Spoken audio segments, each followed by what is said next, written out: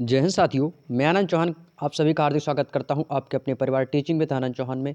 तो दोस्तों, आप सभी लोगों की कमेंट्स पे कमेंट्स आ रही थी कि सर, जैसे ही आप एसएससी जीडी 2025 की अंकित भाटी सर की जैसे ही बुक का कंप्लीट सॉल्यूशन हो जाए, तो आप हमें जो मैथ का जो weekly mock test SSC GD 2025 का रोजगार विद अंकित भाटी सर के जो एप्लीकेशन पर होता है, उसका आप हमें जो है वीकली मॉक टेस्ट मैथ का सॉल्यूशन करवा दिया करें।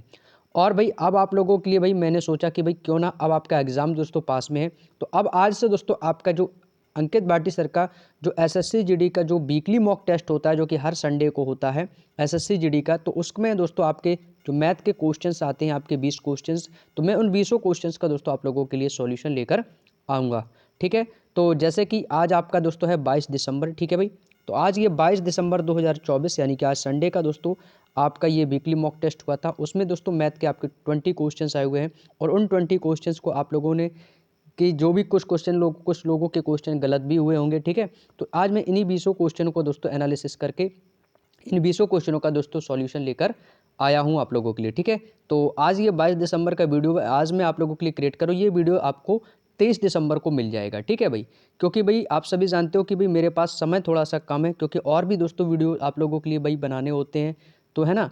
तो ये 22 दिसंबर यानी कि आज का ये वीडियो मैं आज बनाऊंगा, तो आपको ये भी वीडियो कल मैं अपलोड कर दिया करूंगा। ठीक है भाई, यानी कि जो संडे का जो मॉक टेस्ट कराऊंगा वो नेक्स्ट डे आपका अपलोड कर दिया करूंगा भाई 20 क्वेश्चन का सॉल्यूशन। ठीक है, तो सभी लोग क्लास में जरूर जुड़ जाएंगे, और भाई वीडियो को जरूर शेयर कर देना अपने हर एक दोस्त के साथ में जो भी एसएससी जीडी की तैयारी कर रहा है। तो देखिएगा दोस्तों, मैंने आज आप लोगों के लिए दोस्तों 20 क्वेश्चंस लेकर आया हूं। तो देखिए, पहला क्वेश्चन आपके सामने आ चुका है भाई। सभी लोग क्वेश्चन को ध्यान से पढ़ेंगे, और भाई क्वेश्चन को आप लोग भी कोशिश किया करो।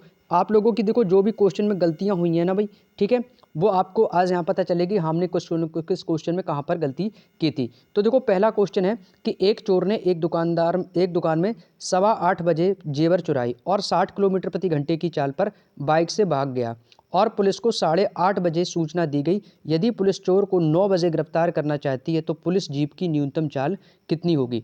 देखो दोस्तों, मैंने आपको बताया था कि भी एग्जाम में आपके चोर और पुलिस से दोस्तों एग्जाम में क्वेश्चन बहुत इंपॉर्टेंट है कि यहाँ से बनता है। ठीक है, अब देखो यहाँ पे आपके नीचे ऑप्शंस दिए गए हैं भाई। देखो, मैंने इसका स्क्रीनशॉट लिया है। ठीक है, लेकिन स्क्रीनशॉट भाई नीचे जरूरी नहीं कि आपको चारों ऑप्शन मिले, लेकिन आपको क्वेश्चन भाई देखो, मैं एकदम क्वालिटी से आपको बढ़िया क्वेश्चन जो है कि पूरी तरीके से दिखना चाहिए, ब्लर भी ना दिखे। तो इसके भी क्वेश्चन पर मैंने ज़्यादा फोकस किया है कि क्वेश्चन का जो स्क्रीनशॉट है वो आपको सही से प्रॉपर तरीके से दिखे। तो चलिएगा दोस्तों, मैं इस क्वेश्चन को सॉल्व करता हूँ। मैं अपने तरीके से बताऊंगा कि भाई जैसे मैंने सॉल्व किया है। ठीक है, देखो सबके अपने अपने तरीके होते हैं भाई, तो मैं अपने तरीके से बताऊंगा कि मैं इस क्वेश्चन को कैसे सॉल्व करना है। देखो, चोर ने एक दुकानदार से, भाई देखो चोर ने भाई दुकान से जेवर कब चुराए थे। भाई देखो, समय आपको दिया कितना, 8:15 पर। देखो आप बताओ, 8:15 पर चोर ने जेवर चुरा ली है। ठीक है, 8:15 पर, और वह 60 किलोमीटर प्रति घंटे की चाल से बाइक से भाग रहा है। ठीक है, और पुलिस को सूचना कब मिली। देखो, जो पुलिस को पता कब चला भाई, पुलिस को जो पता चला वो चला है 8:30 बजे। 8:30 बजे पुलिस को पता चली है भाई। 8:15 बजे जेवर चुरा ले गए चोर, और 8:30 बजे पुलिस को सूचना मिली है, और पुलिस जो है वो चोर को 9 बजे गिरफ्तार करना चाहती है। पुलिस चोर को पकड़ना कब चाहती है भाई, 9 बजे। 9 बजे पुलिस चाहती है कि मैं चोर को पकड़ लूँ। ठीक है भाई, तो अब आप ये देखो कि जब 8:15 बजे जब चोर ने जेवर जैसे ही चुराई, तो वो 9 बजे पुलिस उसे पकड़ना चाहती है। तो 8:15 से लेकर 9 बजे तक, 8:15 से लेकर 9 बजे तक चोर ने कितनी दूरी तय कर ली होगी। अब भाई आप बताओ, 8:15 से 9 बजे तक, तो भाई देखो 8:15 से 9 बजे तक। और देखो यहाँ पे एक बात बोली है कि जो चोर है ना वो 60 किलोमीटर प्रति घंटे की चाल पर बाइक से भाग गया। भाई देखो, चोर किस चाल से जा रहा है, तो आप सभी को पता है कि जो चोर जो है ना वो 60 किलोमीटर प्रति घंटे की चाल से जा रहा है। किस चाल से, 60 किलोमीटर प्रति घंटे की चाल से। ठीक है, और 8:15 से लेकर 9 बजे तक, 8:15 से लेकर 9 बजे तक उसे कितना समय लगा होगा, उसे कितने मिनट का समय लगा होगा भाई, क्योंकि 9 बजे तो पुलिस उसको पकड़ ही लेगी। तो 8:15 से लेकर जब से चोर भागा 9 बजे तक में उसने कितना समय लगा, तो भाई 8:15 से 9, 8:15 से 9 यानी कि उसने 45 मिनट समय लगा उसको। कितना समय लगा भाई, 45 मिनट का उसे समय लगा यहाँ पर। कितने का, 45 मिनट का। भाई मिनट को, इस 45 मिनट को भाई घंटे में चेंज कर लेंगे तो कितना हो जाएगा, 45/60 से भाग देंगे तो ये कट जाएगा 15 × 45, 15 चौको 60, यानी कि इसे 3/4 घंटे का समय लगा। कितने घंटे का समय लगा भाई, 3/4 घंटे का। अब यहाँ से दोस्तों हम इसकी चालें निकाल लेंगे, तो चाल बराबर क्या होता है, यानी कि चाल बराबर होता है दोस्तों दूरी बटे समय। चाल बराबर क्या होता है, आपको चाल बराबर होता है दूरी बटे समय। तो यहाँ से निकाल लेंगे चाल, इसकी चाल बराबर दूरी बटे समय। चाल बराबर होता है दूरी बटे समय। और सबसे पहले तो ये देखो कि चोर ने इस 8:15 से लेकर 9 बजे तक दूरी कितनी तय कर ली होगी। तो दूरी बराबर क्या होता है भाई, तो भाई दूरी बराबर यहाँ से मैं डायरेक्टली लिख देता हूँ भाई, इसको मैं यहाँ से यदि इरेज भी कर दूंगा तो कोई दिक्कत नहीं। तो यहाँ से मैं इसकी निकाल लेता हूँ डिस्टेंस। तो डिस्टेंस यानी कि दूरी, तो दूरी बराबर क्या होता है चाल गुणे समय। तो चाल कितनी भाई, तो यार दूरी बराबर क्या होता है चाल गुणे समय। तो भाई देखो चाल चाल कितनी है भैया 60 किलोमीटर प्रति घंटे की चाल से भागा है ना बाइक से। तो भाई दूरी निकालेंगे तो दूरी बराबर होता है चाल गुणे समय। ठीक है, चाल गुणे समय, चाल कितनी भाई 60 किलोमीटर प्रति घंटे की चाल से। समय कितना लग रहा है भाई 3/4 घंटा। भाई समय उसमें कितना लगा भाई 3/4 घंटे, इसलिए मैंने देखो यहाँ पर समय निकाला था भाई 3/4 घंटे में वह उसको समय लगा है 9 बजे तक, तो पुलिस उसे पकड़ ही लेगी। तो भाई 60 गुणे कितना हो जाएगा भाई दूरी बराबर चाल गुणे समय 3 गुणे 4। तो भाई 4 से ये कट जाएगा भाई 15 बार, 15 चौको 60 और 15 तिया कितना हो जाएगा भाई 45 किलोमीटर। यानी कि जो चोर है उसने 45 किलोमीटर की जो दूरी है ना वो तय कर ली। कितने की 45 किलोमीटर की दूरी तय कर ली। अब भाई उसे पकड़ेगी कौन, पुलिस की जीप। न्यूनतम चाल कितनी होनी चाहिए भाई, देखो पुलिस ने कहा है कि भाई मैं तो उसे 9 बजे पकड़ लूंगा हर हाल में। अब यहाँ से एक चीज़ देखो भैया, पुलिस को सूचना कब मिली थी भाई 8:30 बजे। पुलिस को सूचना 8:30 बजे मिली और 8:30 से यानी कि 9 बजे पुलिस को पकड़ना है। तो भाई 8:30 से 9 बजे तक यानी कितने समय में पुलिस उसे पकड़ना चाहती है भाई 30 मिनट में। यानी भाई 30 मिनट ही तो बचा है भाई 8:30 से 9। तो भैया 30 मिनट में वो चोर पुलिस जो है ना वो चोर को पकड़ना चाहती है। यदि मैं 30 में बटे 60 भैया मिनट को घंटे में चेंज करूंगा तो ये कितना हो जाएगा आपको सर 1/2 हो जाएगा भाई। बटे 60 करेंगे इसको घंटे में चेंज करेंगे तो कितना हो जाएगा 1/2 घंटे का समय लगेगा भाई। कितने का लगेगा 1/2 घंटे का समय का। तो हमसे क्या पूछी कि पुलिस की गाड़ी की चाल, तो हमें क्या बतानी भाई चाल, और चाल बराबर होता है दूरी बटे समय। उस समय दूरी पता नहीं थी तो अब दूरी पता चल गई हमें कितनी भाई 45। समय कितना है भाई 1/2, तो 1/2। अब भाई बटे में 2 नीचे भाग में ऊपर चला जाएगा तो कहाँ हो जाएगा भाई, आप कहोगे सर ऊपर चला जाएगा तो ये गुणा में हो जाएगा, तो ये गुणा में आ जाएगा यहाँ पर। तो ये इससे गुणा कर देगा तो कितना हो जाएगा 45 दूनी 90 किलोमीटर प्रति घंटा। इस क्वेश्चन का आंसर भाई राइट आंसर कितना आएगा 90 किलोमीटर प्रति घंटा। तो जो कि ऑप्शन नंबर बी के पास है यही इस क्वेश्चन का बिल्कुल सही जवाब था। ऑप्शन नंबर बी 90 किलोमीटर प्रति घंटा। उम्मीद करता हूँ मेरे दोस्त बात समझ में आ गई होगी। तो ये था भाई पहले क्वेश्चन का आंसर। अगला क्वेश्चन है क्वेश्चन नंबर 2। क्वेश्चन नंबर 2 भाई यहाँ पर आपके सामने दिया गया है कि एक व्यक्ति ने 12 लाख में एक कार खरीदी और इसकी 80% लागत का बीमा करवाया। उसने कार को 15% की हानि उठाकर बेच दिया, लेकिन उसके साथ दुर्घटना हो जाने के कारण वह खरीदार को कार नहीं दे पाया। दुर्घटना के कारण कार को बहुत नुकसान हुआ और बीमा कंपनी ने बीमित राशि के 90% का भुगतान कर दिया। इन दोनों लेन देनों में शुद्ध अंतर की गणना करें। तो चलिए भाई इस क्वेश्चन को करता हूँ सॉल्व। कह रहा है कि एक व्यक्ति ने 12 लाख में एक कार खरीदी। भाई देखो कार को जो खरीदा किसमें, उसने 12 लाख में, और इसकी 80% लागत का बीमा कराया। भाई देखो 12 लाख का क्या कराया भाई 80% का बीमा। तो भाई 12 लाख का 80% क्या होगा, तो 12 लाख गुणे 80/100, तो ये 0 से 0 कट जाएंगे, 12×8=96। यानी कि उसका जो बीमा हुआ वो कितने का हुआ है, तो आप कहो सर वो बीमा हुआ है 9,60,000 रुपये का। ठीक है, तो देखो कार कितने में खरीदी थी भाई, आप ये बताओ। तो भाई देखो कार कितने में खरीदी, तो आप कह रहे हो कि सर जो कार उसने खरीदी है ना वो खरीदी उसने 12 लाख में। ठीक है भाई, कितने में खरीदी भाई 12 लाख में खरीदी है।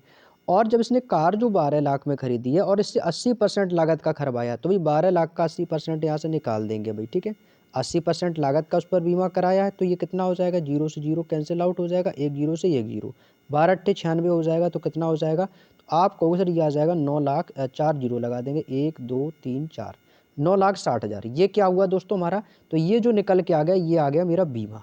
ठीक है, ये क्या है हमारा, ये मेरा बीमा है। तो बीमा उसने कितने का कराया था 9,60,000 का। यहाँ तक की बात समझ में आ गई, बीमा हो गया भाई यहाँ से। अब देखो अब क्या बोला है, उसने कार को 15% की हानि पे उठाकर उसे बेच दिया। भाई कितने में बेचा भाई, भाई कह रहा है कि उसे 15% की हानि पर उसे उठाकर बेच दिया है। अब देखो भाई कार तो उसने खरीदी थी भैया 12 लाख में, कार उसने कितने में खरीदी थी 12 लाख में, और उसे 15% की हानि पर उठा के बेचा। तो सबसे पहले देखो उसने बेचा कितने में, तो यहाँ से उसका हम निकालेंगे एसपी यानी कि सेलिंग प्राइस। तो भैया कार उसने खरीदी कितने में थी भाई, आप बताओ। आप कह रहे हो कि सर अभी आपने बताया कि सर उसने जो कार खरीदी थी ना वो 12 लाख में खरीदी थी। भाई कितने में खरीदी थी 12 लाख में, लेकिन 15% की हानि पर। यदि 15% की हर चीज़ होती है 100%, 15% की हानि पर बेचा होगा तो यानी कि उसने कितने में बेचा होगा 85% पर। तो भाई इसका 15% निकालेंगे तो कहीं 15% की हानि पर बेचा है तो 100 - 15 यानी कि 85% की लागत पर उसने बेचा होगा। गुणा क्या कर देंगे, बटे में आ जाएगा 100, 0 से 0 कट जाएगा भाई। 12 की गुणा भाई 85 में कर देंगे, 3 0 पीछे लगा देंगे, कितना हो जाएगा 12×5 = 60 की 0, कैरी करेगा 6, 12×8 = 96, 96 6 कितना हो जाएगा 102। 102 और इसके पीछे 3 जीरो और लगा देंगे, 1 2 3, यानी कि ये हमारा क्या आ गया दोस्तों, तो आपको सर ये आ गया हमारा SP, यानी कि मैंने उसको कितने में बेचा है उस कार को, तो आपको सर मैंने उस कार को 10,20,000 रुपये में बेच दिया है। कितने में बेच दिया भाई, 10,20,000 रुपये में बेच दिया है। पर आगे क्वेश्चन कह रहा है कि उसके साथ दुर्घटना हो जाने के कारण वह खरीदार को कार नहीं दे पाया, यानी कि भाई अचानक से दुर्घटना होगी तो वो कार को नहीं दे पाया, लेकिन दुर्घटना के कारण बहुत सारा नुकसान हुआ और बीमा कंपनी ने बीमित राशि के 90% का भुगतान किया। कितने का किया भाई, 90% का भुगतान किया है। बीमा हुआ कितने का था भाई, 9,60,000 का, लेकिन उसने 9,60,000 का 90% का भुगतान उसने किया है। तो भाई 9,60,000 में उसने 90% का भुगतान किया, तो भाई 9,60,000 का हम 90% यहाँ से निकाल देंगे। तो भाई इसका 90% निकालेंगे तो ये कितना हो जाएगा, गुणे 90 और बटे में कितना आ जाएगा भाई, आपको सर 100, जीरो से जीरो कैंसिल आउट हो जाएगा भाई।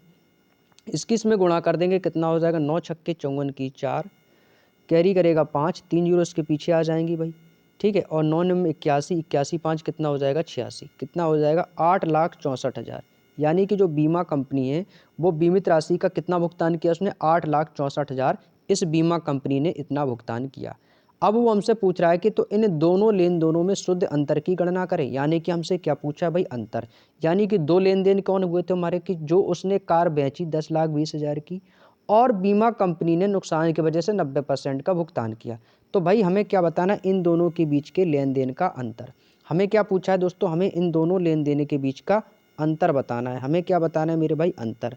तो भाई इन दोनों के बीच को घटा देंगे भाई, तो 10,20,000 में से 8,64,000 माइनस कर दो, जो भी आएगा दोस्तों वो हमारा दोस्तों निकल के आ जाएगा। तो भाई इसको कर देंगे यहाँ से हम माइनस, तो कितना माइनस करना भाई आपको सर, ये हमारा 10,20,000, 10,20,000 माइनस कितना हो जाएगा भाई, 8,64,000, 8,64,000 भाई माइनस करेंगे भाई, तो ये कितना हो जाएगा भाई, जीरो से जीरो आ जाएगा यहाँ पर, फिर जीरो से जीरो आ जाएगा, फिर आपका जीरो से जीरो, अब यहाँ पर 4 है, 10 में से 4 जाएगा तो कितना आएगा भाई, 10 में से 4 जाएगा तो कितना आएगा आपको सर, 6 आ जाएगा भाई, कितना आ जाएगा 6, यहाँ पे कितना बचेगा आपका 9, और यहाँ पे कितना बचेगा आपका 1, 11 में से 6 जाएगा कितना बचेगा 5, और यहाँ पे कितना बचेगा 1, तो ये कितना आ गया भाई 1,56,000, कितना होगा भाई 1,56,000। तो यही दोस्तों इस क्वेश्चन का आंसर हो जाएगा कितना, 1,56,000। बात समझ में आ गई। तो दोनों लेन देनों में शुद्ध अंतर की गणना कितनी होगी भाई, 1,56,000 की होगी, ठीक है, यानी कि 1.56 लाख। अब देखो भाई ऑप्शन तो भाई नीचे दिए गए भाई, इसमें एक ही ऑप्शन शो हो रहा है भाई, क्योंकि मैंने इसके स्क्रीनशॉट लिया था ना भाई, तो क्योंकि क्वेश्चन भाई सही से देखना चाहिए। ऑप्शन तो भाई आपका क्या होगा, 1,56,000, बाकी आपने मॉक टेस्ट तो भाई दे ही लिया होगा, उसमें ऑप्शन जो भी हो आपका 1.56 लाख वही इस क्वेश्चन का आंसर है भाई, ठीक है। चलिएगा आगे चलता हूँ। देखो भाई थोड़ा सा समय ज़रूर लग रहा होगा, मैं क्योंकि आपको अच्छे से समझाने का प्रयास कर रहा हूँ ताकि आपको अच्छे से समझ में आ जाए, ठीक है। चलिएगा अगला क्वेश्चन है भाई, क्वेश्चन नंबर 3। क्वेश्चन नंबर 3 आपके सामने दिया गया है। क्वेश्चन कह रहा है दोस्तों कि एक आयत की एक भुजा एक विकर्ण की लंबाई क्रमशः 63 सेंटीमीटर और 65 सेंटीमीटर है, ठीक है, और वर्ग का परिमाप सेंटीमीटर में ज्ञात कीजिए जिसका क्षेत्रफल इस आयत का 1/7 है। भाई देखो भाई यहाँ से देखो भाई ध्यान से, कि जैसे कोई यहाँ पर एक आयत बना हुआ, ठीक है, जैसे मैंने ये एक आयत बना लिया और इस आयत में एक विकर्ण की लंबाई, ठीक है, यहाँ से मैंने कोई विकर्ण दे रहा हूँ, ये कोई विकर्ण है, ठीक है, इस विकर्ण की ये लंबाई, ये वाली लंबाई कह रहा है कि ये 63 सेंटीमीटर है, ठीक है, भुजा एक 63 सेंटीमीटर और 65 सेंटीमीटर, ये वाली जो भुजा ये कितनी 63 सेंटीमीटर है और ये भुजा कितनी है 65 सेंटीमीटर है। तो कह रहा है कि एक विकर्ण की लंबाई, विकर्ण हमें बता ज्ञात करना है, तो विकर्ण इसको भाई विकर्ण कितना है भाई 65 सेंटीमीटर है विकर्ण की लंबाई और भुजा कितनी है 63 है, तो उस वर्ग का परिमाप ज्ञात कीजिए।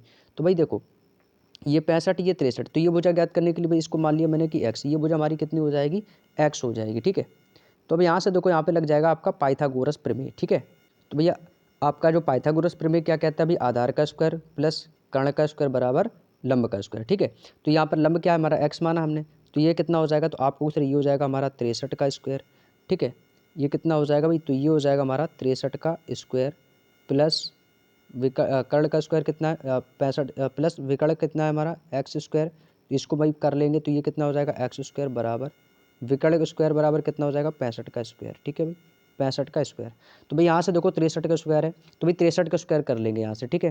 तो यहाँ से भाई कर लेते हैं 63 का स्क्वायर, तो 63 का स्क्वायर निकालेंगे तो 63 का वर्ग कितना होता है, तो भाई देखो मैं यहाँ पे बता दूँ 63 का जो वर्ग होता है वो होता है आपका 3969, कितना होता है भाई 3969, चाहो तो आप गुणा करके भी देख सकते हो, ठीक है। 63 का स्क्वायर हो गया 3969 प्लस कितना हो गया एक्स स्क्वायर, ठीक वैसे ही 65 का स्क्वायर कितना होता है, तो 65 का स्क्वायर होता है आपका 4225। कितना होता है भाई, 4225 होता है। ठीक है, अब यहाँ से देखो, यहाँ से हमें निकालना है एक्स स्क्वायर फाइंड करना है, क्योंकि एक्स की वैल्यू, तो ये कितना हो जाएगा, तो ये हो जाएगा हमारा एक्स स्क्वायर। ये 3969 इधर में चला जाएगा, माइनस का हो जाएगा। तो जब माइनस का हो जाएगा तो 4225 में से ये माइनस कर देंगे तो ये कितना हो जाएगा, तो ये हो जाएगा हमारा 4225 माइनस कितना हमारा 3969 है। ठीक है, इसको भी माइनस कर देंगे तो ये एक्स स्क्वायर बराबर हमारा कितना आ जाएगा भाई, 15 में से 9 जाएगा 6, 11 में से 6 गया आपका कितना बचेगा 5, और यहाँ पे आ जाएगा 2, 11 में से 9 गया 2 आ गया। तो ये हो गया एक्स स्क्वायर बराबर 256, और एक्स स्क्वायर बराबर 256 है तो एक्स बराबर कितना हो जाएगा, तो 256 किसका स्क्वायर होता है, तो आपको सर ये होता है 16 का। तो यहाँ से दोस्तों मैंने एक्स की वैल्यू कितना पता कर लिया, 16 आ गया। एक्स का वैल्यू कितना आ गया भैया 216, और वर्ग का क्षेत्रफल भाई यहाँ से निकाल सकते हैं भाई। वर्ग का क्षेत्रफल क्या होता है हमारा L इंटू वी, वर्ग का क्षेत्रफल क्या होता है L इंटू वी, लेकिन इसका क्षेत्रफल हमें कितना बोला है, क्षेत्रफल का आयत का 1/7 है भाई। ठीक है, तो अब यहाँ हमें यहाँ से निकालना क्या भाई, अब हमें यहाँ से जो निकालना है वो निकालना है वर्ग का क्षेत्रफल। ठीक है, यहाँ से मैं निकाल लेता हूँ उसका क्षेत्रफल। क्षेत्रफल में हमें क्या रखना है 1/7, आयत का 1/7 है, तो क्षेत्रफल क्या होता है हमारा L इंटू बी होता है। तो भाई ये क्षेत्रफल हमारा L कितना है भाई, लंबाई कितनी हमारी भाई, आपको सर ये हमारा 63 है। कितना भाई, आपको सर ये तो हमारा 63 है, और यहाँ से x का मान मैंने कितना निकाला L इंटू बी यानी कि x, तो इसका मान कितना हो जाएगा गुणे आपको सर 16 हो जाएगा L इंटू बी। लेकिन इसका क्या है भाई, इसका वो दे रहा है कि इसका 1/7 है, इसका मैं क्या दिया 1/7। ये देखो क्वेश्चन में बोला कि इसका आयत का 1/7, तो इसका 1/7 आप निकाल सकते हो। 7 से ये कट जाएगा, 7 में हो जाएगा 63, और 16 निम्मा कितना हो जाएगा, तो आपको सर ये हो जाएगा 144। कितना हो जाएगा 144, और 144 ये क्या होता है, तो ये 144 है, ये वर्ग का क्षेत्रफल यानी कि ए स्क्वायर, ये किसका आया, ये भुजा स्क्वायर आया है। ठीक है, हमसे पूछा है वर्ग का परिमाप, हमसे पूछा क्या, हमसे पूछा वर्ग का परिमाप ज्ञात कीजिए। तो वर्ग का परिमाप क्या होता है 4 इंटू भुजा, वर्ग का परिमाप क्या होता है, यहाँ पर मैं देखो लिख देता हूँ यहाँ पर। तो वर्ग का परिमाप पूछा है ना, तो वर्ग का परिमाप क्या होता है भाई, वर्ग का परिमाप, तो वर्ग का परिमाप होता है 4a। क्या होता है भाई 4a, तो 4a का मान रख देंगे, a का मान ए स्क्वायर का बराबर 144 है, तो a बराबर कितना हो जाएगा, तो a बराबर हो जाएगा भाई 12। a बराबर कितना हो जाएगा 12, क्योंकि स्क्वायर 144 का 12 का स्क्वायर होता है ना, तो ये कितना हो जाएगा a बराबर आपको होगी सर 12 हो जाएगा। ठीक है, अब यहाँ पर 4a हो गया वर्ग का परिमाप, तो ये कितना हो जाएगा 4 गुणा a का मान कितना है 12, तो ये कितना हो जाएगा 12 चौको 48। तो इस क्वेश्चन का राइट आंसर भाई कितना आ जाएगा 48 आ जाएगा, ये इस क्वेश्चन का आंसर है भाई। ठीक है, तो जो वर्ग का परिमाप है वो सेंटीमीटर में कितना आएगा, तो आपको सर ये आ जाएगा हमारा 48 सेंटीमीटर। क्लियर, चलिएगा भाई आगे चलता हूँ अपने अगले क्वेश्चन की ओर। अगला क्वेश्चन है क्वेश्चन नंबर 4। ठीक है भाई, ये जो है हमारा क्वेश्चन नंबर 4 है। क्वेश्चन नंबर 4 दिया गया √0.00064 का मान कितना है। बहुत आसान क्वेश्चन है भाई, देखो ये क्वेश्चन तो बहुत ही आसान है। ठीक है, यहाँ पर आपको क्या दिया गया, आपको दिया गया अंडर रूट में कितना है 0.1234 और कितना है आपका 64 है। ठीक है, तो भाई देखो इसको क्या करेंगे, इसको हम तो करेंगे फ्रैक्शन में चेंज। ठीक है, जब दोस्तों हम इसको फ्रैक्शन में चेंज करेंगे तो ये कितना हो जाएगा भाई, देखो कितने अंक बाद दशमलव है, दशमलव के बाद देखो कितने अंक है, तो 1 2 3 4 5 6, तो 6 है ना, तो भाई बटे में इसको क्या कितना कर देंगे, तो ये आ जाएगा आपके 6 जीरो लगा देंगे इसमें, 3 4 5 6। ठीक है भाई, ये कितना हो गया भाई आपका, ये हो गया नीचे बटे में कितना आ गया 6 जीरो आ गए। ठीक है, दशमलव जैसे हटाएंगे तो ये आपका कट जाएगा, तो ये बटे में कितना आ जाएगा, तो भाई जैसे भी इसको मैं काटूंगा ना तो इसके बाद 6 अंक है दशमलव के बाद, तो भाई इसके नीचे कितनी आ जाएंगी 6 जीरो आ जाएंगे। ठीक है, अब ये हो गया हमारा √64 बटे आपका कितना ये 10 लाख। ठीक है, तो भाई √64 बराबर ये किसका होता है भाई, √64 यानी कि 8 का होता है, और बटे ये कितना 10 लाख, ये किसका हो जाएगा, तो भाई ये देखो 3 3 का जोड़ा बन गया, हज़ार ये, तो भाई बटे में कितना आ जाएगा आपको सर ये आ जाएगा 1000। तो ये कितना होगा भाई 8 बटे 1000, तो भाई 8 बटे 1000 में जब भाग दोगे तो कितना आएगा भाई, ये जीरो कटेगा तो भाई यहाँ पे दशमलव आ जाएगा, तो यहाँ पर आपको सर दशमलव आएगा तो यहाँ पर इसके बाद कितने आ जाएंगे जीरो आ जाएंगे, तो यानी कि इसको यहाँ पर जैसे आप इसको भाग देंगे तो कितनी बार जाएगा, तो ये होगा 0 तो ये हो जाएगा आपका 0.008 आ जाएगा भाई, कितना आ जाएगा 0.008। किस ऑप्शन में भाई, तो आप कहोगे सर ऑप्शन नंबर सी के पास है, ये सी वाला ऑप्शन हमारा सही जवाब हो जाएगा। ठीक है, चलिएगा नेक्स्ट क्वेश्चन। अगला क्वेश्चन है क्वेश्चन नंबर 5। ठीक है, अगला क्वेश्चन हमारा क्वेश्चन नंबर 5 दिया गया है। क्वेश्चन नंबर 5 भाई बहुत आसान क्वेश्चन, मैंने एवरेज तो पढ़ाया है आपको। प्रथम 11 विषम संख्याओं का औसत कितना है भाई, प्रथम 11 विषम संख्याओं का औसत कितना है। देखो मैंने औसत में जब बढ़ाया तो औसत क्या होता है भाई, देखो औसत क्या होता है, औसत कुछ नहीं होता, औसत होता है दोस्तों हमारा सिर्फ और सिर्फ मिडिल पॉइंट। औसत क्या होता है मेरे दोस्त, औसत होता है मिडिल पॉइंट होता है। ठीक है, तो अब यहाँ पर देखो 11 विषम संख्याओं का औसत पूछे, तो विषम संख्या कौन कौन सी होती है, 1 3 5 7 9 11 13, 13 के बाद कितना हो जाएगा 15 17 और कितना हो जाएगा आपका 17 और 17 के बाद आपका 19 आ जाएगा भाई। 19 के बाद कितना आ जाएगा आपको सर 21 आ जाएगा। ठीक है, यहाँ पर थोड़ा सा बढ़ा के लिख लेते हैं क्योंकि यहाँ पर पेन थोड़ा सा चल नहीं रहा है, कोई दिक्कत नहीं, इसको थोड़ा बढ़ा कर लिख लेते हैं। ठीक है, कितना भाई 1, ठीक है यहाँ पर लिख लेता हूँ 1 3 5 7 9 11 13 15 17 19 और ये हो गया 21। कितने हो गए भाई, कितने हो गए ये, तो आपको सर 1 2 3 4 5 6 7 8 9 10 11, ठीक है 21 तक हो गए आपके। ये कहाँ तक हो गए भाई, आपको सर ये हो गए हमारे 21 तक हो गए, 19 और 21। ठीक है, अब मैंने अभी आपको बताया कि औसत क्या होता है। औसत कुछ नहीं होता, औसत होता है मिडिल पॉइंट। अब देखो मिडिल पॉइंट का मतलब देखो इनके बीच का जो अंतर है ना भाई, अंतर कैसा होना चाहिए, समान। जब अंतर समान हो और भाई औसत जो होता है हमारा वो क्या होता है, मिडिल पॉइंट। तो देखो यहाँ पर देखो इनके बीच का अंतर 2 का है, यहाँ पे भी अंतर 2 का है, 5 2 7 7 2 9, अंतर 2 2 का है। तो औसत क्या होता है, मिडिल पॉइंट, यानी कि बीच की संख्या। तो भाई यहाँ पे देखो 1 2 3 4 5, 5 पॉइंट हमारे तो ये हो गए। ठीक है, और 5 पॉइंट यहाँ से हो जाएंगे हमारे 1 2 3 4 5। तो बीच में क्या बचा हमारा, बीच में ये क्या बचा, 11 ही तो बचा, यही हमारा क्या हो जाएगा, औसत हो जाएगा बस। तो कौन सा ऑप्शन है भाई, ऑप्शन नंबर ए इस क्वेश्चन का बिल्कुल सही जवाब है। तो क्या कहेंगे कि प्रथम 11 विषम संख्या का औसत 11 ही होता है। क्लियर। नेक्स्ट अगला क्वेश्चन है, क्वेश्चन नंबर हमारा कौन सा रहेगा, ये हमारा है क्वेश्चन नंबर 6। ठीक है, क्वेश्चन नंबर 6, क्वेश्चन नंबर 6 क्या कह रहा है, क्वेश्चन नंबर 6 कह रहा है कि यदि 2p बराबर 3q बराबर 4r बराबर 5s है तो p अनुपात q अनुपात r अनुपात s ज्ञात करें। यानी कि हमसे दोस्तों क्या पूछा है, हमसे दोस्तों यहाँ पर पूछा है रेशियो। किसका पूछा भाई, देखो यहाँ पर आपका लिखा है 2p बराबर 3q बराबर 4r बराबर 5s। ठीक है, 5s है, हमसे पूछा है p और q r s का रेशियो पूछा है। देखो बिल्कुल सिंपल सा क्वेश्चन है, बस करना क्या भाई, देखो ध्यान से देखना भाई, इसमें कुछ नहीं करना। 2p है, 3q है, 4r 5s। ठीक है, यहाँ पर रेशियो पूछा है तो भाई यहाँ पर 2 3 4 5 का एलसीएम ले लो भाई, इन सब का ले लेंगे एलसीएम। तो 2 3 4 5 का एलसीएम क्या है कि भाई ये चारों जो आपकी जो संख्याएं हैं ये एक संख्या से यानी इससे कटनी चाहिए। तो भाई इनका एलसीएम आ जाएगा 60 हो जाएगा। जैसे भाई इनका सबका मैंने एलसीएम कितना ले लिया भाई, सबका ले लिया, जैसे मान लिया इसका एलसीएम आ गया भाई 60 ले लिया। ठीक है, अब ये 2 की जब 60 से भाग देंगे कितनी बार जाएगा, तो आपको सर 2 से इसके भाग देंगे तो ये 30 बार जाएगा। कितनी बार जाएगा भाई, आपको सर 30 बार जाएगा, 30 दूनी 60। और 3 को जब 60 से भाग देंगे तो कितनी बार जाएगा, आपको सर 20 तियाँ 60। कितना हो जाएगा, 20 तियाँ 60 हो जाएगा। 4 से जब 60 में भाग देंगे कितनी बार जाएगा, 15 बार, 15 चौको 60 हो गया, ये भी 60 से कट रहा है। 5 से भी काटेंगे तो ये 12 पंचे 60 कट जाएगा। तो भाई यहाँ से हमारे ये रेशियो आ गया किसका, पी का, और ये आ गया हमारा क्यू का, ये आ गया आर का, ये आ गया एस का। तो कितना आ गया, 30 अनुपात 20 अनुपात 15 अनुपात 12। यही दोस्तों इस क्वेश्चन का बिल्कुल सही जवाब होगा। ठीक है, तो अब आपके जो भी पीछे ऑप्शन दिए गए होंगे उनमें से आपका एक ऑप्शन होगा 30 अनुपात 20 अनुपात 15 अनुपात 12। क्लियर।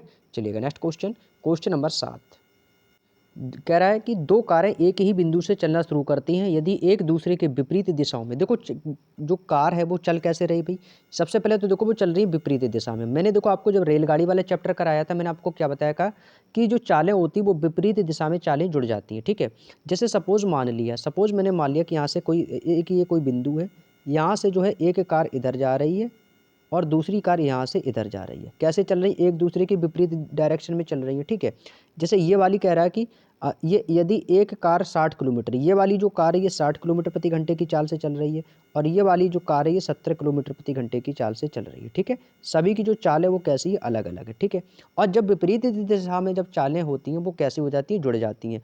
तो कह रहा है कि 4 घंटे बाद वो दोनों एक दूसरे से कितनी दूरी पर होंगी। हमसे क्या पूछा है, डिस्टेंस यानी कि दूरी। तो सबसे यहाँ पर निकालेंगे चाल।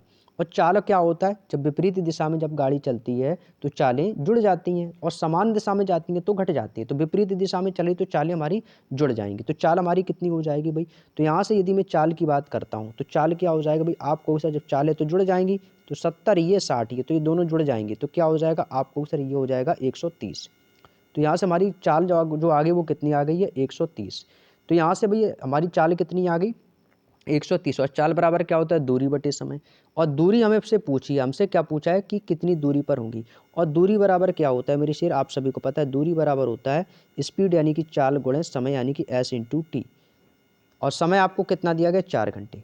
तो भाई आप यहाँ से देख लो, आपके पास चाल दी गई है, चाल कितनी दी गई है आपको सर 130, समय कितना दिया गया 4 घंटे। बस गुणा कर देंगे, दूरी बराबर चाल गुणे समय, तो ये कितना हो जाएगा 13 चौको 52 और यानी कि 520 किलोमीटर। तो भैया यहाँ से हमने डिस्टेंस कितनी निकाली भाई 520 किलोमीटर। कौन सा ऑप्शन है? ऑप्शन नंबर इस क्वेश्चन का बिल्कुल सही जवाब हो जाएगा 520 किलोमीटर। उम्मीद करता हूँ आपको समझ में आ गया होगा। Next question, question number 8। ये क्वेश्चन नंबर 8 है। क्वेश्चन में बोला है कि 10% वार्षिक ब्याज की दर से 1 साल का चक्रवृद्धि ब्याज, ठीक है, 1 साल का चक्रवृद्धि ब्याज अर्धवार्षिक रूप से संयोजित है और 1 साल की वार्षिक साधारण ब्याज का अंतर है वो कितना है 25 रुपये। तो वह धन क्या है? वही देखो देखो 10%, देखो दर हमारी कितनी है 10% है, ठीक है। और चक्रवृद्धि ब्याज में क्या होता है कि जो दर होती है दर का आधा और समय का 2 गुना कर दिया जाता है, ठीक है। दर का आधा और समय का 2 गुना होता है, ठीक है। तो यहाँ पर देखो जब दर का आधा और ये अर्धवार्षिक रूप से पूछा है तो यहाँ पर जो फॉर्मूला लगेगा वो क्या लगेगा भाई 2 साल के अंतर का, क्योंकि भाई 1 साल का चक्रवृद्धि ब्याज और 1 साल का वार्षिक, तो भाई 2 साल का अंतर का फॉर्मूला क्या होता है भाई? तो यदि मैं बात करता हूँ 2 साल के अंतर का फॉर्मूला, तो ये जो फॉर्मूला मैं बता रहा हूँ 2 साल के अंतर का फॉर्मूला है।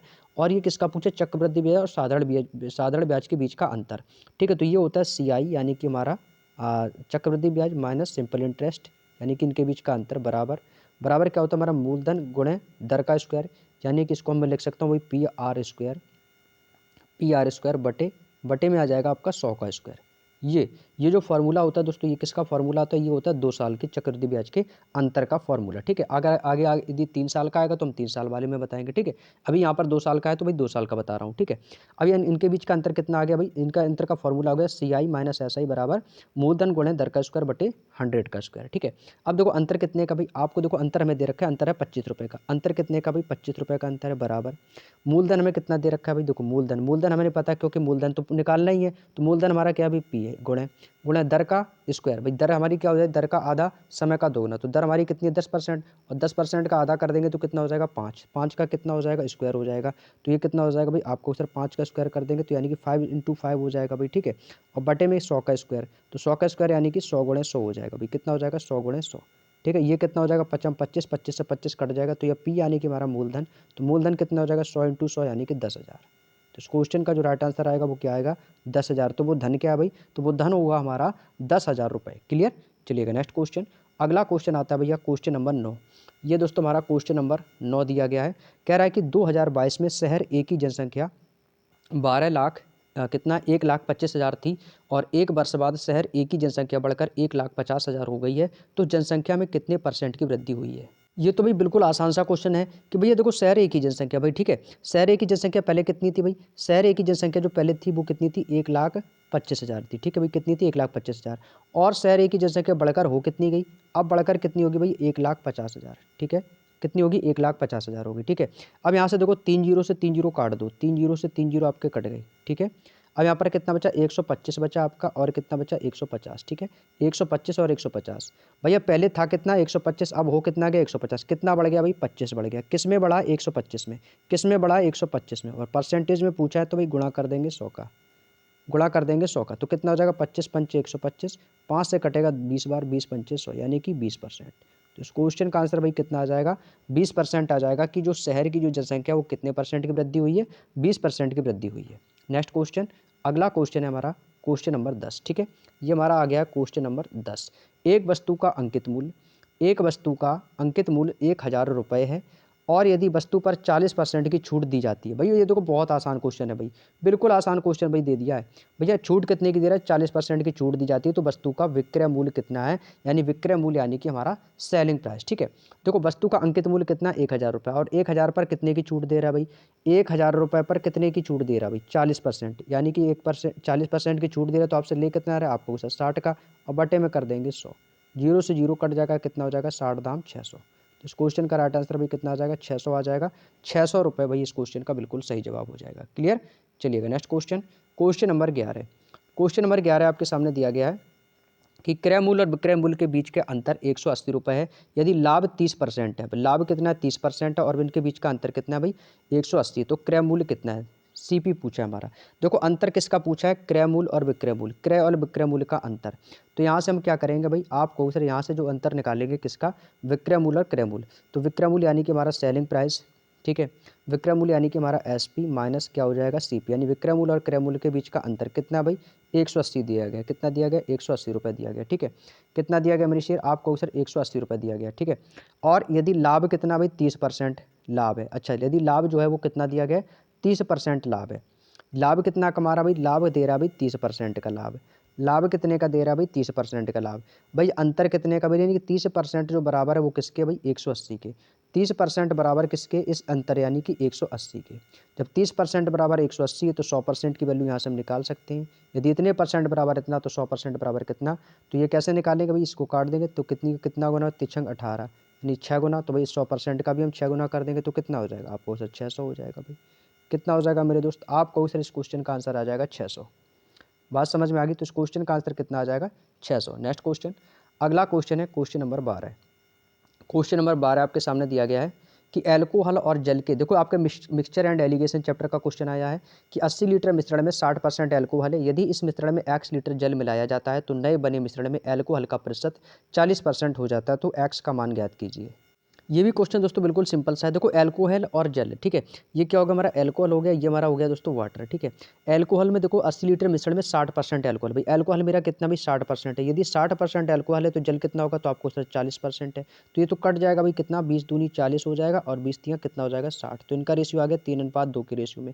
फिर कह रहा है इसमें x लीटर जल मिला दिया। अब देखो जल मिलाया, यदि जल मिलाएंगे तो अल्कोहल बराबर रहेगा, ठीक है, तो जल कितना मिलाया है कि जल मिलाया x लीटर और नए बने मिश्रण में अल्कोहल का प्रतिशत 40% हो जाता है। जैसे ही मैंने जैसे ही मैंने अल्कोहल में जल डाला तो भैया तो नया जो परसेंटेज मिला वो कितना, अल्कोहल हो गया हमारा 40%, तो अल्कोहल हो गया 40%, तो जल कितना हो जाएगा हमारा 60%। तो इसको काट देंगे तो कितना हो जाएगा, आपको सिर्फ 20 तियाँ 60 हो जाएगा और ये 20 दूनी 40 हो जाएगा।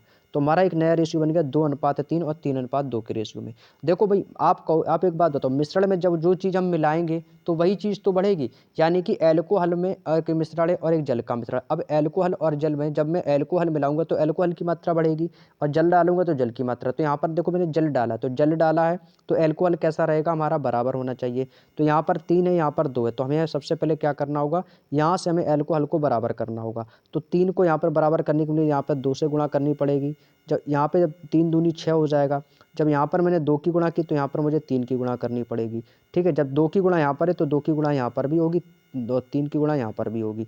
तो ये हमारा नया रेशियो क्या बन जाएगा, 3 दूनी 6 अनुपात 2 दूनी 4, और ये कितना हो जाएगा 3 दूनी 6 और 3 त्रिका 9, 6:9 रेशियो हो गया। तो अब यहाँ से आप देख सकते हो कि जो हमारा अल्कोहल था ये कैसा हो गया, बराबर, ये अल्कोहल आ गया, ये वाटर आ गया, तो ये अल्कोहल कैसा हो गया, बराबर। अब यहाँ से जब अल्कोहल बराबर हो गया तो जल मैंने कितना मिलाया भाई, 4 था पहले, अब कितना हो गया 9, तो कितना ज़्यादा मिला दिया मैंने, 5 लीटर मिला दिया मैंने कितना मिला दिया, 5। वो कह रहा है कि x का मान ज्ञात कीजिए अल्कोहल और जल में 80 लीटर मिश्रण में। देखो टोटल मेरा मिश्रण कितने का भाई, टोटल देखो 6 ये 4 ये, तो टोटल मिश्रण हो गया मेरा 10, 6 + 4 कितना हो गया 10, टोटल मिश्रण मेरा है कितने का, 10 का। वो कह रहा है नहीं 80 लीटर का, यानी कि 10 बराबर किसके, 80 के। तो 10 बराबर 80 तो 1 बराबर 8, जब 1 बराबर 8 है तो अंतर कितने का है, 5 लीटर का। जब 1 बराबर 8 है तो 5 बराबर कितना हो जाएगा, तो 5 × 8 यानी कि 5 8 40। तो इस क्वेश्चन का आंसर भाई कितना आ जाएगा, आपको सिर्फ इस क्वेश्चन का आंसर आ जाएगा 40 लीटर। बात समझ में आ गई, क्या आ जाएगा भाई, 40 लीटर। नेक्स्ट क्वेश्चन, अगला क्वेश्चन है क्वेश्चन नंबर 13। क्वेश्चन नंबर 13 देखो क्या कह रहा है कि 6 क्रमागत सम संख्याओं का औसत 35 है, यदि इन संख्याओं में से सबसे छोटी और सबसे बड़ी सम संख्या का योग क्या है। देखो दोस्तों यहाँ पर फिर से आपका एवरेज का क्वेश्चन है कि 6 क्रमागत सम संख्याओं का औसत 35 है, और औसत क्या होता है, औसत होता है आपका मिडिल पॉइंट यानी कि बीच की संख्या। और देखो जब अंतर समान होता है तो औसत हमारा क्या होता है, बीच की संख्या होती है भाई। देखो जैसे आपको यहाँ पर 6 क्रमागत सम संख्या है तो सम संख्या में क्या होगा, अंतर समान होगा भाई। यहाँ पे 6 स्थान बना लो, 1 2 3 4 5 और 6, यहाँ पे देखो 6 स्थान बना ले, तो औसत कहाँ होगा, तो भाई देखो बीच की संख्या होगी, 3 यहाँ पर है 3 यहाँ पर है, तो हमारा जो औसत होगा वो कहाँ पर होगा, तो वो औसत हमारा यहाँ पर होगा, इस जगह जहाँ पर मैंने ये ग्रीन गोला किया यहाँ पर हमारा औसत होगा, क्योंकि औसत क्या होता है, बीच का पॉइंट यानी कि हमारा मिडिल पॉइंट, ठीक है। अब इसमें पूछा कि सबसे छोटी और सबसे बड़ी सम संख्या का योग क्या है। तो भाई देखो औसत कितना मेरा 35 है, ठीक है, यानी कि जो ये बीच की जो संख्या है ये हमारा औसत कितना भाई 35 है। और हमसे पूछा क्या है कि जो औसत 35 है और ये 6 क्रमागत सम संख्या है, तो 35 से पहले कौन संख्या आएगी, तो आपको सर जो 35 से पहले जो संख्या आएगी वो तो आएगी हमारी कौन सी आएगी, आपको सर इससे पहले जो संख्या आएगी वो आएगी हमारी 34, क्या आएगी 34 आएगी, क्योंकि 34 कैसी है, सम संख्या है। तो 34 के बाद अगली सम संख्या क्या आएगी हमारी, तो आपको सर अगली सम संख्या हमारी 32 आ जाएगी। 32 से पहले अगली सम संख्या क्या आ जाएगी हमारी, 30 आ जाएगी, ठीक है। अब देखो यहाँ पर 34 ये 35, अब भाई देखो इसके 35 के बाद सम संख्या कौन आएगी, आपको सर 36 आ जाएगा भाई। 36 के बाद सम संख्या हमारी 38 हो जाएगी, और 38 के बाद सम संख्या हमारी क्या हो जाएगी, 40 हो जाएगी। तो जो 6 क्रमागत सम संख्याएं थी वो हमारी क्या थी, 30, 32, 34, 36, 38, 40। अंतर कैसा, सब में देखो 2 2 का अंतर है समान। तो 34 और 36 के बीच में एक संख्या होगी, वो कौन होगी, 35 होगी। तो वही तो दिया था कि औसत 35 है। अब इसमें से सबसे छोटी संख्या, तो सबसे छोटी संख्या क्या है हमारी, 30 है। सबसे बड़ी संख्या क्या हमारी, 40 है। तो इनका योग पूछा है, तो भैया 30 और 40 को जोड़ देंगे। तो जैसे ही जोड़ देंगे तो 40 30 कितना हो जाएगा, आपको उसे 70 हो जाएगा। तो इस क्वेश्चन का आंसर है option number 20 the right answer, 70 हो जाएगा। भाई बात समझ में आ गई। तो 30 + 40 कितना हो जाएगा, 70। योग पूछा था। अगला क्वेश्चन है क्वेश्चन नंबर 14। क्वेश्चन कह रहा है कि किसी धनराशि पर 8% की वार्षिक साधारण ब्याज की दर पर 400 रुपये का मासिक, मासिक क्या होता है, महीने का, यानी कि मासिक ब्याज अर्जित करने के लिए आवश्यक धनराशि ज्ञात कीजिए। मासिक यानी महीने, यानी कि एक महीने में वो कितना कर रहा है भाई, एक महीने में। तो एक महीने का कितना हो गया, 400। हमसे पूछा किसका है, हमसे पूछा वार्षिक, वार्षिक साधारण ब्याज की दर पर। जब एक महीने में वो उसका जो ब्याज है 400 रुपये ब्याज जा रहा है, तो भी 12 महीने में उसका ब्याज कितना जाएगा। तो एक महीने में जब 400, तो 12 महीने में कितना हो जाएगा, 12 चौको 4800 हो जाएगा। तो उसका ब्याज कितना हो जाएगा भाई, आप कहोगे सर 4800, ठीक है। हमसे पूछा तो आवश्यक धनराशि ज्ञात कीजिए। हमसे क्या पूछा भाई, हमसे पूछा मूलधन। और मूलधन क्या हो जाएगा भाई, मूलधन क्या हो जाएगा भैया हमारा वार्षिक। भाई वार्षिक कितना हो गया हमारा ब्याज, आपको सिर्फ वार्षिक ब्याज हो गया हमारा 4800। 4800 गुणे कितना हो जाएगा भाई, 100 हो जाएगा, ठीक है। 4800 गुणे 100 बटे दर कितनी है भाई, दर कितना, दर गुणे समय। दर कितनी है भैया, 8 है, 8 समय कितना, 1 वर्ष का है। वार्षिक पूछा तो 8 गुणे 1, इसको कैलकुलेट कर देंगे, 8 से जाएगा, 8 6 48, ये कितना हो जाएगा भाई, 600 हो जाएगा। 600 की गुणा 100 में कर देंगे तो कितना हो जाएगा, आपको 60,000 हो जाएगा।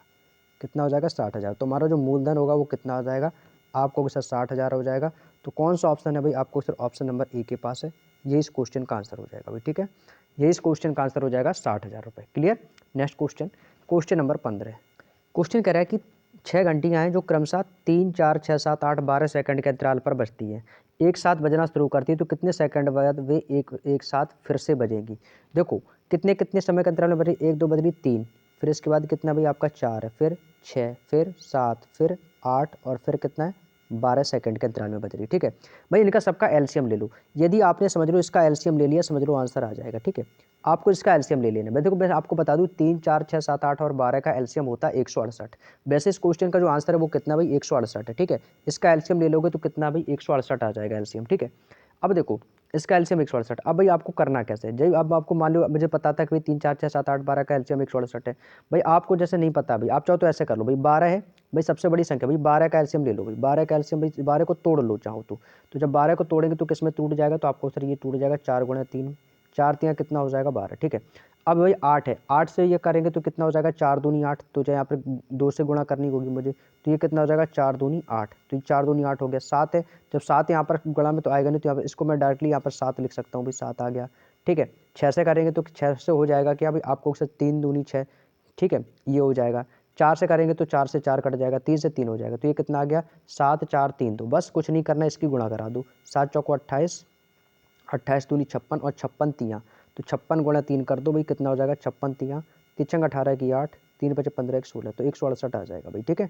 आप चाहो तो ऐसे भी कर सकते हो, चाहो तो डायरेक्टली इनका एलसीएम ले लो सबका, नहीं लेना है तो भाई 12 है जो सबसे बड़ी संख्या, उसको तोड़ लो, 4 तियाँ 12, तो भाई बाकी की संख्या भी इससे की गुणा में कट जानी चाहिए, 4 दूनी 8, 7 नहीं कट रहा तो गुणा 7 कर दो सीधे, ठीक है। 3 दूनी 6 कट जाएगा, 2 दूनी 4 कट जाएगा, 3 से 3 कट जाएगा, तो 7 4 3 2 का गुणा कर दिया, कितना आ गया 168। नेक्स्ट क्वेश्चन, क्वेश्चन नंबर 16, ठीक है।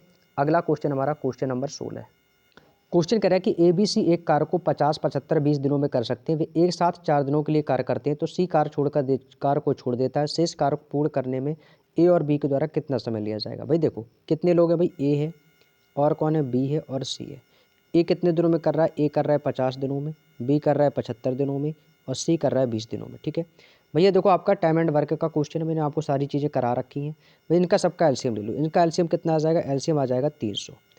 भाई 50 से करेंगे तो कितनी बार जाएगा, 50 छिक्का 300 और 75 चौको 300 और ये 20 15 15 दूनी 30 300, ये जो हमारा ये निकल के आ गया, ये क्या हमारा टोटल वर्क, तो टोटल वर्क हमारा है कितना 300, ठीक है।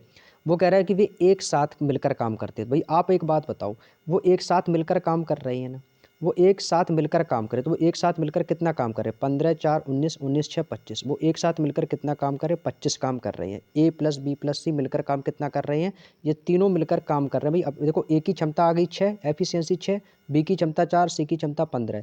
ये अपनी अपनी क्षमता के अनुसार भाई तीनों लोग एक साथ मिलकर 4 दिनों तक काम किया। कितने दिनों तक, 4 दिनों तक। तो जब उन्होंने 4 दिनों तक काम किया तो 4 दिन में वो कितना काम कर लेंगे भाई, 25 की क्षमता से 4 दिन में कितना काम कर लेंगे, तो आपको सर ये 25 की क्षमता से ये 100 काम कर लेंगे। कितना काम कर लेंगे, 100 काम। भाई इन्होंने मिलकर काम किया, 100 काम हमारा कंप्लीट हो गया। हमारा टोटल काम था कितना, 300। 300 में से 100 काम हो गया, अभी भी हमारा शेष काम कितना बचा है, तो हमारा जो शेष काम बचा वो कितना बचा है, 200। अब शेष काम बचा कितना है हमारा, 200।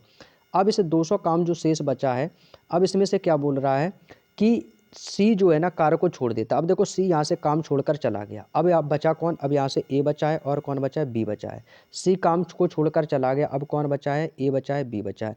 अब ये ए की क्षमता है 6 और बी की क्षमता है 4। अब ये दोनों मिलकर ही तो काम करेंगे, तो दोनों मिलकर कितना काम करें, 6 और 4 कितना हो जाएगा, 10। अब शेष काम बचा कितना है, 200, और दोनों मिलकर कितना करेंगे, 10 काम। भाई 10 से भाग दे देंगे, 0 से 0 कट जाएगा, शेष कितना बचेगा, 20 दिन। इस क्वेश्चन का आंसर कितना आ जाएगा कि जो ए और बी द्वारा कितना समय लिया जाएगा, 20 दिन का समय लिया जाएगा। Option number A is the right answer. Next question, question number 17।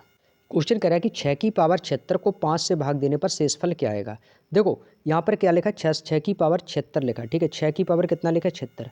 आपको क्या करना है, इस 76 को भूल जाना है। मान लो कि 76 नहीं लिखा है, ठीक है।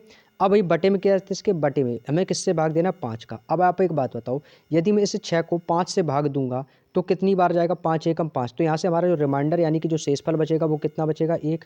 और एक जो शेषफल हमारा जो बचा है ना, अब इस 1 की पावर माननी है आपको 76। और भाई आप बताओ 1 की पावर 76 को चाहे जितना कर दो, 1 का वर्ग चाहे 1 की पावर चाहे जितनी लगा दो, तो उसका 1 का तो 1 ही रहेगा, 1 का तो 1 ही रहेगा। तो क्या बोलेंगे, तुम्हारा जो शेषफल आएगा वो कितना आएगा मेरे भाई, 1 ही आएगा। Option number B is the right answer. बात समझ में आएगी, तो इस क्वेश्चन का आंसर क्या होगा भाई, बी ही आएगा। भाई आपको देखो जब भी चाहे यहाँ पर चाहे 500 पावर दे दे, चाहे 1000 पावर दे दे, आपको पावर में नहीं देना है भाग, आपको सीधे ऊपर वाले अंक में भाग दे देना है, ठीक है। जैसे मैंने 5 का भाग दिया, 6 में रिमाइंडर कितना है, 1, और जो भी शेष आएगा उसकी पावर कर देनी है आपको। तो शेष आया 1 और 1 की पावर 76, 1 ही रहेगा। नेक्स्ट क्वेश्चन, अगला क्वेश्चन है क्वेश्चन नंबर 18। क्वेश्चन कह रहा है कि ए तथा बी ने 5:6 के अनुपात में कुछ राशि निवेश की, ठीक है। देखो ए और बी ने कितनी राशि निवेश की है, ए अनुपात बी, ठीक है। तो ए ने कितना लगाया, 5, और बी ने कितना लगाया, 6। और कुछ राशि का निवेश करने के बाद साझेदारी का बिजनेस प्रारंभ किया, और 6 महीने बाद सी। अब देखो काम में कौन आ गया, बिजनेस में। देखो सी ने भी हिस्सा ले लिया है, और सी जो है ना वो बी द्वारा निवेश की गई राशि का, बी कितना निवेश कर रहा है, 6।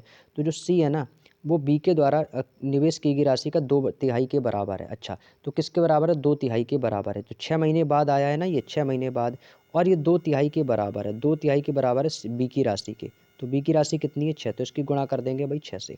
यानी कि सी 6 महीने बाद आया है, तो भाई 6 महीने आ गया समय, ठीक है।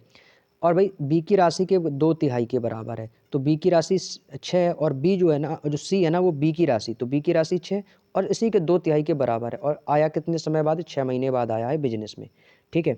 लेकिन जब ये 6 महीने बाद आया, और ए और बी ने तो भैया समान समय पर अपना बिजनेस स्टार्ट किया था, और सी तो 6 महीने बाद आया है। तो भैया ये कितने बाद, इसने तो पूरा समय लगाया होगा, पूरे 12 महीने का समय लगाया होगा बी ने। जब बी ने पूरे 12 महीने का समय लगाया, तो ए ने भी पूरे 12 महीने का ही समय लगाया होगा, ठीक है।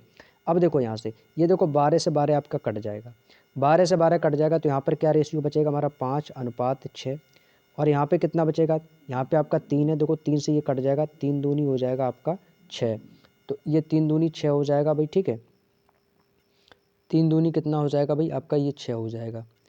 और भी यहाँ से कुछ कटेगा भाई क्या, और भी कुछ कट सकता है क्या, 3 दूनी 6, ठीक है, ठीक है, 3 दूनी 6। और ये कितना था, 6 दूनी 12, तो 12 तो ये भी हो जाएगा, तो 12 से 12 ये कट गया, तो ये भी हमारा कट जाएगा, ठीक है। तो यहाँ पर हमारा कितना बचेगा, 2, क्योंकि 6 दूनी 12 और 12 से 12 ये हमारा तीनों रेशियो कट जाएगा। तो यहाँ पर कितना आ गया हमारा, 2 आ गया। तो हमारा जो रेशियो बना है 5:6:2 का रेशियो बना है। अब वो क्या कह रहा है कि यदि सी को उसके हिस्से के रूप में 21,600 रुपये मिलते हैं, उसको कितना मिला, 21,600। भाई सी को मिला है, ठीक है। तो आप बताओ सी को कितना मिला है, आप हमें ये बताओ सी को मिला कितना है। तो आप कह रहे हो कि जो सी को मिला है ना वो मिला है 21,000, कितना मिला है, 600 मिला है। आप कह रहे हो 21,600 मिला, वो कह रहा है कि नहीं 2 मिला है। भैया ए और बी सी के मान ये लिखे हुए, ठीक है, ए अनुपात बी अनुपात सी का रेशियो है। सी को मिला है 2, वो कह रहा है 21,600 मिले, तो ये 2 जो है 21,600 का कितना गुना है, तो इसको भाग दे देंगे भाई, ठीक है। तो इसको जब भाग देंगे तो ये इसका कितना गुना है, तो आपको सर इसमें भाग देंगे तो ये कितना चला जाएगा, 2 एकम 2, 0, 2 अट्ठे 16, यानी इसका 108 गुना है। इसका कितना भाई 108 गुना है, और यहाँ पे कितना आ जाएगा, 0 आ जाएगा। कितना आ जाएगा, 0 0 आ जाएंगे। दो हमसे किसका पूछा है, तो वर्ष के अंत में उनका लाभ कितना है, तो टोटल लाभ पूछा है, तो 6 5 11 2 13, तो टोटल लाभ कितना हो जाएगा, तो टोटल लाभ हो जाएगा 13।